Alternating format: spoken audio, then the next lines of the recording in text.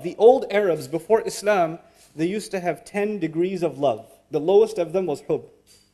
The lowest of the degrees of love was hub, and they would have 10 degrees. And the 10th one will kill you. You love someone so much, you become so obsessed that you can't even eat, you can't even sleep, you just kills you. It's unhealthy. The ninth one actually is called wala or Allah, from which the word ilah comes. And the word wala means a kind of love that when you have it, you don't feel pain. When you have it, you don't feel hunger. You don't feel sadness. This love fills your appetite so much, there's no room left for anything else. There's no negative emotion left in your life because this ilah has filled it for you.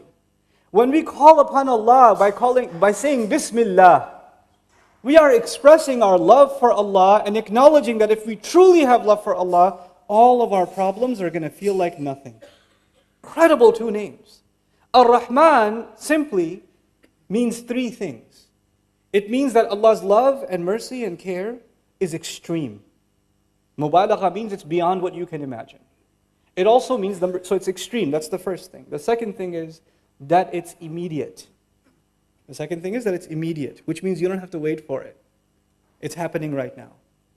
And the third of the meanings of when you use fa'lan, that's the scary one, it's actually not permanent. It's extreme, it's immediate, but it's not necessarily permanent. When you say, for example, in Arabic, atshan means thirsty. Thirst is not permanent. When you say jaw'an is extremely hungry. It's extreme, it's immediate, but it's not permanent. When you say ghadban, extremely angry, it's not permanent. Well, for some people it is, but yeah, for most people it's not permanent.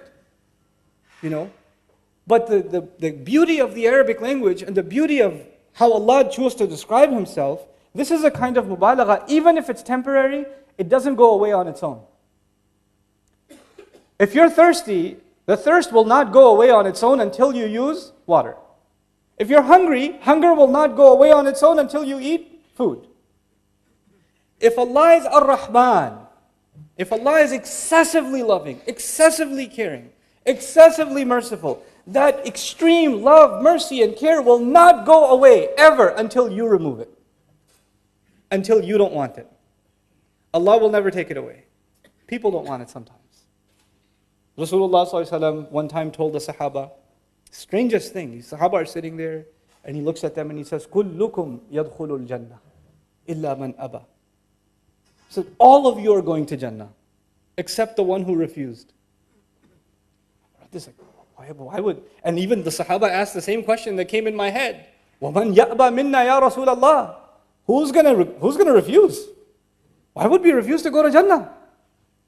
He says, مَنْ أَطَاعَنِي دَخَلَ الْجَنَّةِ وَمَنْ أَبَانِي فَقَدْ أَبَى مَنْ عَصَانِي فَقَدْ أَبَى.